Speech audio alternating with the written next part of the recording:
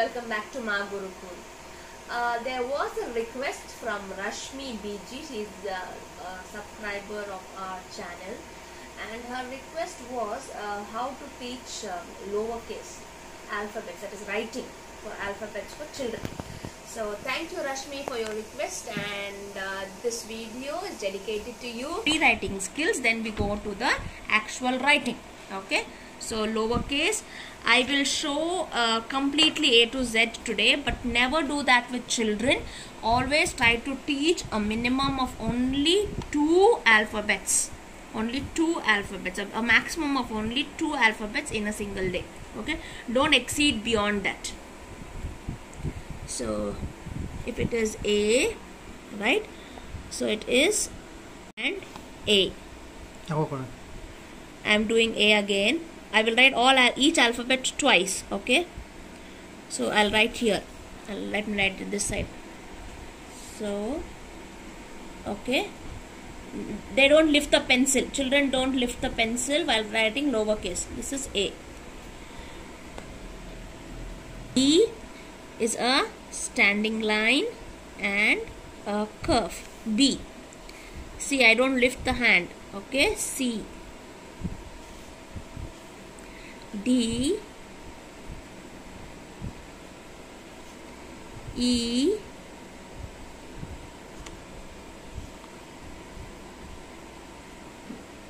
F, G,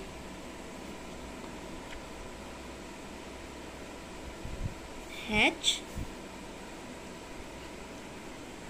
I, J, K. Can you see this case? The smaller case, K is always between these two blue lines. Okay, K, L, M, N, O, P,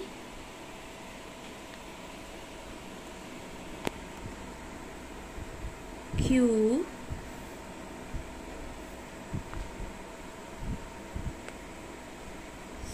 R,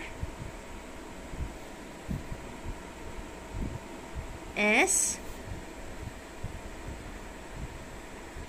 T, U.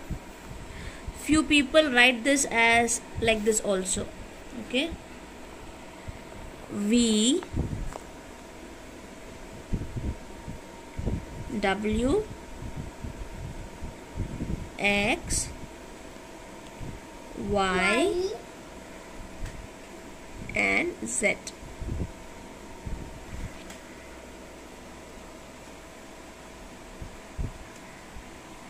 Okay, so let's do it again here. Check that I don't lift the pencil. Now, apart from not lifting the pencil, what you need to check is whether the child is holding the pencil properly. I think I have done one video on the tripod grip. Okay, tripod grip is using these 3 fingers. Okay, these 2 fingers and the thumb finger, holding it. Try helping children in holding the pencil properly. Right, so once they have held the pencil properly, the next one is pressure. I will show 2 examples here for pressure. Okay, see, the first one is this. It means very light. Again, this is wrong. Less pressure. Then this one. Okay, see, if I turn the page, can you see this? Can you see the impression is there? So again, this is wrong. Okay, so the correct one will be that it is visible but not forming an impression on the page. Okay, this is the correct measure with pressure. This is with pressure. This is with holding the pencil. The third one is the posture, the sitting posture of the child. Pause.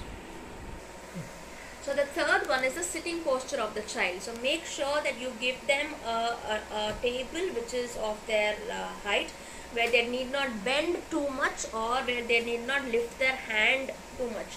if they start lifting their hand, then it's going to create a lot of pressure on their muscles as well as the bones, and hence the child will never like or enjoy writing. Okay, so make sure that the hand, the posture of the hand or the table of the height is proper for your child. I would prefer the portable desk where the child can sit on the floor and use the portable writing desk. I have one example. I will put a photograph of that at the end of this video. Okay, that's only for a guidance or an example, though you need not always stick on to that. If you have a comfortable reading table or a study table or a writing table, well and good. If you don't have, then not to worry. You just have to make the child sit comfortably on the floor with a mat, and then give a small table where he or she can write. Okay, so let's continue with our writing. Videos will be long. So B, C, D. Kindly check the alignment of the alphabet between the blue lines and the red line. Okay, E, F, G, H, I, J. This K, so many of them make a mistake. The small K will always be in between the blue line. This is a small K. Now how will be a uppercase? This is a lowercase. The uppercase K is this, which will touch the red line and the blue line. This is the uppercase. That means capital K, small K.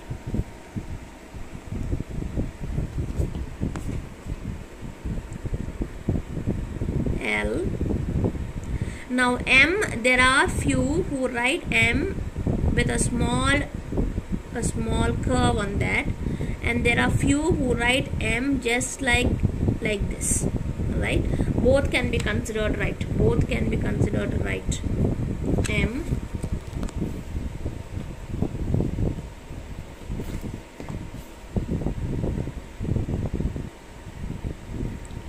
N, O. Go up on the line and then finish the P. Okay. Now, with respect to A, O and Q, I will show you.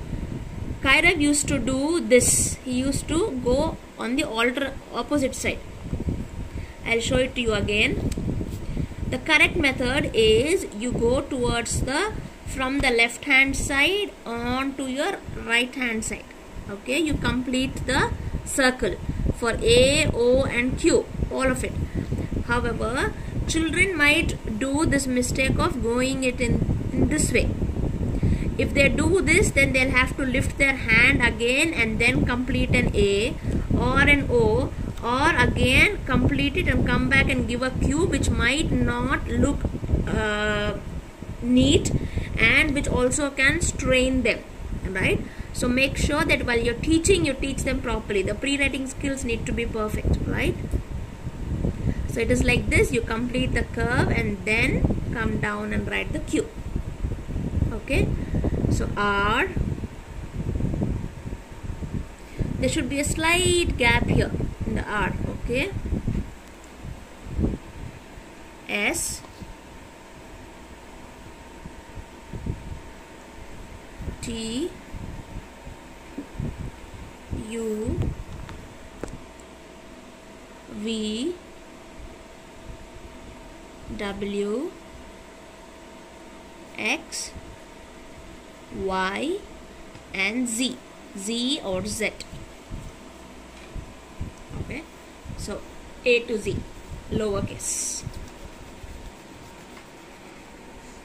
Now remember, you will never teach A to Z on one single day. You will teach a minimum of one alphabet and a maximum of only 2 alphabets in a day, in one single day. Okay, we start with the pre-writing skills. Alright, don't use the entire all the four lines. The moment you use all the 4 lines, then again for them to for them to write smaller alphabets within the lines will be confusing, because you have taught them to write everything big. I've seen lot of parents and even teachers do that. They just give such a big slanting line. They will just give such a big slanting line. Now imagine, do we ever write this big small letter? We never write. We use only these 4 lines. So try to give the child, of course we can start with this big and then try to reduce it smaller, come to a smaller size of it. But on a 4-line page, please never do this. You can do such big ones on a white sheet probably, but when you use a 4-line page, use only those 4 lines for them to train their pre-writing skills. If it's a white sheet, then yes, definitely you can have big lines, right? Big standing line, big sleeping line. When we do this, their spatial arrangement of writing the alphabets within the line will get confused, because all the while they have been just drawing big lines, so their hand is also going to go automatically like that. Okay, so this is the right method, I feel.